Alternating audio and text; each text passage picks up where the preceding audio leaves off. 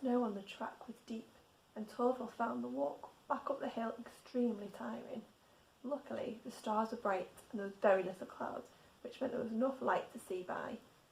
If he hadn't been in such a bad mood, Torval might have marvelled at how still and silent the forest was, how his breath hung in the air like smoke, and how the tiny little ice crystals and the snow-covered branches sparkled like fairy dust.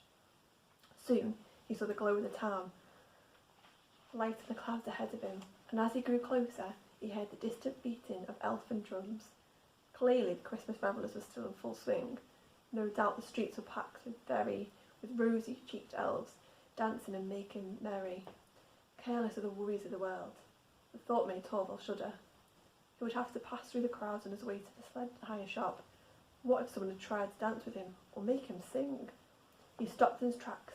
As deep as snow was, maybe it was worth walking all the way back home after all. He was about to turn round when he noticed something very odd on the road beside him. Just visible through the trees was the outline of the abandoned orphanage. For as long as he could remember, it had been empty, cold and unloved, surrounded by a tall-looking rusted iron fence.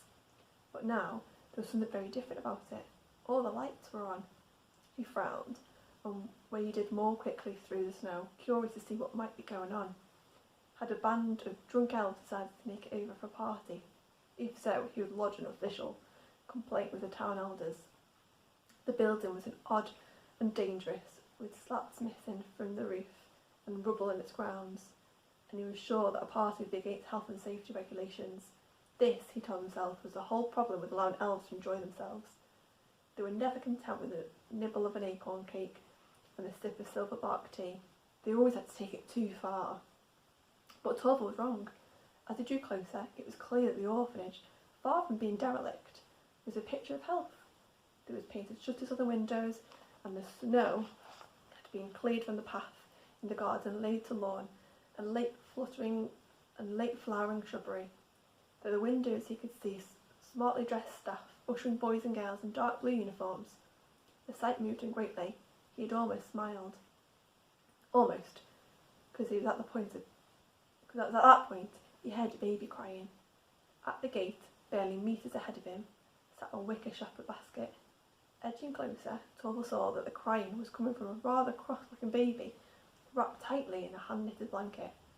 The reindeer nudged him. "Mind-blowing, isn't it?" he said. "Excuse me?" asked Torval, who hadn't realised he'd been following. "You know who that is, don't you?" said the reindeer. Torval peered into the label attached to the handle of the basket in clear handwriting with a single word. "Torval." "It can't be," said Torval in a quiet voice. "It's that bang to the head. It sent me funny for sure. I passed here 10 minutes ago, and the whole place was deserted. No lights, no people, and definitely no baby." "I told you," said the reindeer. "We're in the past. And that's you. Left here at the orphanage gates." "That's not possible," said Torval. "That's simply not possible." The baby, which had paused for breath, started crying again. "I'm taking this poor child inside," said Torval, stepping forward to take the basket. But just as his hand was about to close on the handle, the reindeer's teeth clamped down on his collar once again and dragged him backwards through the snow. "Would you please stop doing that?" exclaimed Torval. "It's against the rules," said the reindeer. "What rules?" said Torval. "This is your past. You're not allowed to change it. All you can do is watch." As if to emphasise the reindeer's point, a gust of wind skittered past them, kicking up clouds of powdery snow.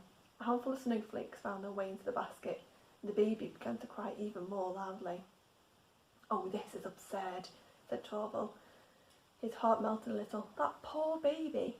Thankfully, at that very moment, the door of the orphanage opened, and a young woman in uniform placed a crate of old-fashioned glass milk bottles on the doorstep. "Over here!" called Torval. "Over here!" "Shh!" said the reindeer, making an executive decision to butt Torval backwards through the bush. "Ow!" said Torval. "Keep down!" hissed the reindeer. Over on the doorstep, the young woman turned and looked in their direction. Taking the lantern, she began to walk down the path towards them. She held the lantern high and scanned the ground beyond the gate, but could see nothing but a single bush. Curiously, free of snow, and then finally saw the baby. "I remember her," whispered Torvald to the reindeer. "That's Miss Tory. We liked her. She was very kind." As quickly as she could, Miss Tory opened the gate, lifted the baby from the basket, and held it close. She looked all around, but could see no sign of anyone that might have left it there. For the briefest of moments, she looked straight at the bush where Torvald and the reindeer were hiding, and they had to crouch down even further to make sure they were out of sight. Then, seeing no one, Miss Tory closed the gate and hurried back into the orphanage, shutting the door behind her. Through the large suitcase windows, Torvald could see her climbing, floor by floor, all the way up to the eaves. "Can you really fly?" Torvald asked. "Only one way to find out," said the reindeer, as it aligned itself with a convenient tree stump. "Come on, up you hop." Before he'd even paused to think how dangerous it might be to ride a flying reindeer with no saddle, no training, and no head for heights, Torvald set one foot on the tree stump and bolted onto the reindeer's back, at which point the reindeer turned and cantered towards the forest. "What are you doing?" shouted Torvald, pointing to the orphanage. "It's that way." Everyone's an expert, aren't they?" said the reindeer, slowing to a halt. "I need to run up." And then he turned once more and began to gallop at full speed towards the gates. "Hold on tight," the reindeer called, and just when it seemed like he was going to smash headlong into the ironwork, he sprang up from the ground like an bent horse, leaping a 4-star fence.